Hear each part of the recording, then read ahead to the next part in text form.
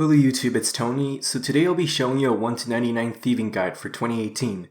What I'll be showing you are the fast and AFK methods. So before I start, I do have a disclaimer. Now, most of the thieving methods will require quests of some sort, especially because of how much the skill associates with lore. Now, here are the XP multipliers. I'll start with bonus XP, and this is from the highest minigame. Now, it is not worth it just because of how fast this skill is. There are more to list, but those are the most common XP multipliers. Let's get into the useful items for thieving. For the Black Ibis outfit, this is obtainable from Pyramid Plunder, and it requires 78 thieving in order to obtain pieces. So this will give you 5% more thieving XP if you're wearing the full set. I do have a full guide on how to obtain this pretty fast. Like, if you're only going for 99, I would say it's not worth getting. So then we have the Gloves of Silence, and this requires 54 Hunter. It will boost your thieving success by 5%, and it lasts 62 charges each. So a charge is lost whenever you fail a pickpocket. After that, we have the Traherne Exoskeleton Outfit, and this is a Plague's End quest reward. So there's a 25% chance you can avoid a thieving stun. Now, this also retains the effects of Black Ibis if you own it, and the Gloves of Silence if you have 75 thieving and 75 Hunter. The next outfit is the Camouflage Elite Scaling Outfit. In order to obtain this, there are two ways. The first is a rare drop from Treasure Hunter. The second one, however, does require 70 thieving in order to get the fragments. In order to craft them into pieces, you'll need 20 invention and 80 thieving. The fragments are obtained as you train thieving, and it's 4 times faster if you're doing the Shifting Tombs minigame. I do have a guide on Shifting Tombs, and I'll leave that link in the description. There are 3 camouflage outfits, and they all have the same effect. You get 5 daily teleports a day to various thieving locations, a 5% chance to double pickpocket, as well as a 5% chance to avoid thieving stuns. So it also retains the effects of Black Ibis, the Exoskeleton, and even the Gloves of Silence.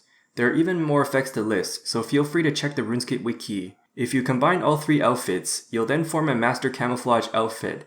This will give you unlimited teleports to thieving locations, and the effects I listed earlier are bumped to 7%. Finally, it auto pickpockets up to 10 times. So we also have the Ardougne Cloak 3, and that requires the hard Ardy tasks. While there are a lot of requirements for this, but I mean this is definitely well worth getting. This will give you another 5% thieving success. A lot of people don't know this, but there is the Featherfingered Necklace.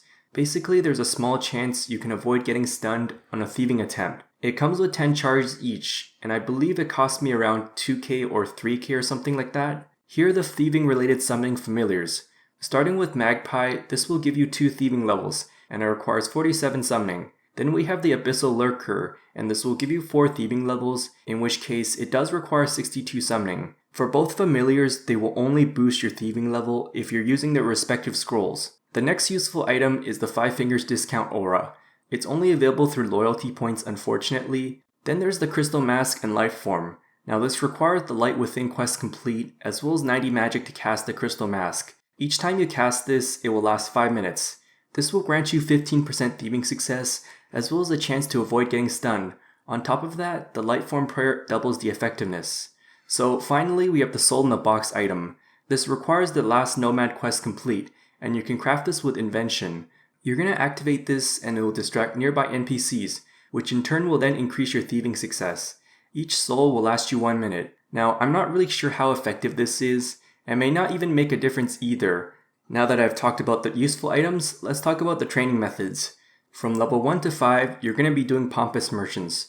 It's located in Taverley, just near the bank. You should easily get to level 5 pretty fast. I mean, it is a little bit annoying because it fails pretty often. For those who like questing, then well, from level 1 to 11, you're going to be doing Haziel Cult. There are no other requirements for this, and it's a pretty easy 5-minute quest. Otherwise, from 5 to 15, you're going to be doing Bakery Stalls. They're located in the south side of the Catherby Marketplace. The best spot to steal is exactly where I'm standing, in which case the guards will never see you. I mean, as you can see right here, it pretty much respawns immediately. It should take around 5 to 7 minutes or so to get to level 15. Then from level 15 to level 30, you're going to be doing the Thieves Guild Jail Doors. This requires the first sequel of the Buyers and Sellers quests. When you enter the Thieves Guild, you're going to go to the East Room, and you'll see a lot of jail doors as well as a chest inside each. You're pretty much going to picklock the North jail doors. I mean, you don't really need to loot the chests because it gives you so less XP. Every time you loot the doors, it will take 5 minutes before it closes again. Unfortunately, this place is not instance, meaning that if others do it, then well, too bad, because you will definitely have to compete with them. So yes, you will have to hop worlds, and when you're hopping, make sure you don't hop inside the jail door. If you do so, then you won't get any XP if you're opening from the inside. You can get from as little as 60k to as much as 80k XP per hour. It really depends on how often you need to hop, and of course the competition obviously. From level 35 to 41, or you can stop at 62, you're going to be doing the Thieves Guild jail doors once again. This time though, you're going to be doing the south doors as well, and it requires the lockpick for this one. The strategy is pretty simple. You're just going to loot all 6 doors and hop, and once again, you don't have to worry about the chests. I strongly suggest you stop at 41, so that way you don't have to compete with others for worlds. Not to mention that hopping too many worlds might cause your client to stop you from logging in for like, I don't know, 5 minutes or so. From 30 to 37, you can also do the feud quests. This quest is later on going to be required for blackjacking. The quest itself takes approximately 10 to 15 minutes or so. The next method is the Caution Volunteers, and you're going to do this from level 41 to 62. This requires the Lost Her Marbles quest, which is the third caper of the Buyers and Sellers series. It also requires the feud quest in order to start blackjacking. Now completing the quest itself will give you 43 thieving. In terms of the item you're going to be using, it's called a rubber blackjack, in which case you should be able to buy this from the general store inside the Thieving Guild. If you do have Featherfingered Necklaces, well, you can bring them as well and they'll pretty much help here. You want to bring the Caution Volunteer to the entrance before you start. So in order to do that, just right click and lure, and then he'll follow you. If he stops following you, you're just going to lure him again. Finally, just close the door when he's trapped. Now, you want to set up a couple of interfaces, and I'll make this quick. You're just going to set the one button mouse gameplay in the game settings, and then you also want to go to your controls tab and select RS3. This should allow you to zoom all the way in, and yeah, it does make it a lot easier to click the menu. For Caution Volunteers, here are the following steps. First, you're going to lure, and then secondly, you're going to right click and knock out. You're then going to quickly click and loot 3 times, and repeat the same process. I would suggest you hold the space bar, because you must go through the entire dialogue for luring.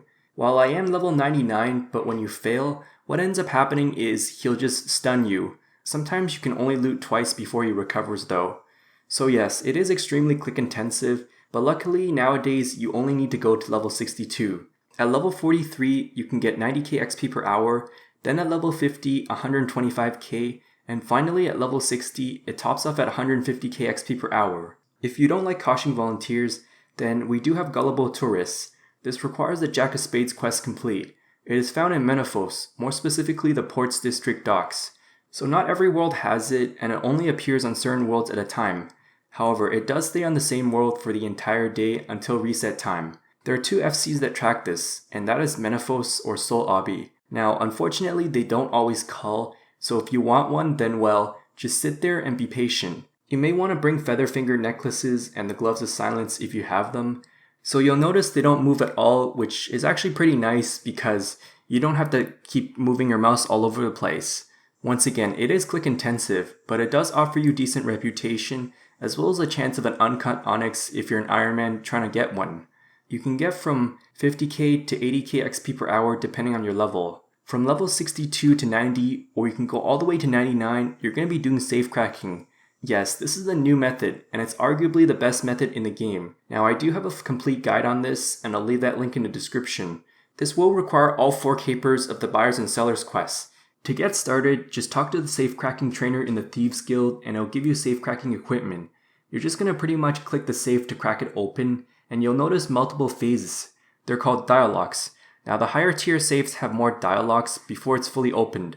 So here is the key to getting really fast XP rates from this. Whenever you see a blue light flashing, you're going to click this immediately. What ends up happening is, it's going to instantly go to the next lock phase. If you are a little bit late, then it won't work however, so just keep paying attention and click whenever you see it. When a safe is fully looted, you will receive loot inside a loot bag, as well as a chance of special items. It will give you some thieving XP as well as pilfer points. Once you've fully looted a safe, it will take you 5 minutes to respawn, although some of them might even take longer than that. Because of this, you will definitely travel a lot here. Here's the XP table, and those are the non-AFK XP rates. This is all assuming you're using the right teleports. It may vary a lot depending on how fast you loot them. At level 62, you'll get 350k to 450k XP per hour. Then at level 69, you'll get 400k to 525k XP per hour. At level 76, you'll get 450k to 550k XP per hour. Then at level 83, you'll be getting 575 to 675k XP per hour. Finally, last but not least, from level 90, these are the hidden locations. Now this will give you a whopping 1 mil XP per hour if you were to do the wilderness as well. So yes, it is incredibly amazing here. From level 90 to 99, you can otherwise do Dwarf Traders. It's located in the Consortium building in Keldergrim. Now, before you start, you want to make sure there are 4 guards that are trapped in the northwest and southeast rooms. Usually World 48 has them trapped already, but if not, just lure them yourself. Now I highly suggest you use the Crystal Mask and Light Form, as well as a lot of thieving success boosts, because the failure rates are really high if you're doing this barehanded. Of course, it is a fairly click-intensive training method. You can get from as little as 700k to as high as 950k XP per hour. If you were to use Shock Absorbers, however, this can be bumped to as high as 1.2 mil XP per hour. So while dwarves aren't recommended, but sometimes people don't like the wilderness, and they may choose this. Anyways, I do have a full guide on this, and I'll leave that link in the description. From level 91 to 99, you can otherwise do Elves and Prif. Now this requires the Plague's End quest complete, and yes, this is actually the most AFK method in the game. So there are a total of 8 elf clans, and the level requirements will vary based on each clan. For this method, I really suggest you have 94 thieving, just to avoid any downtime when you get caught.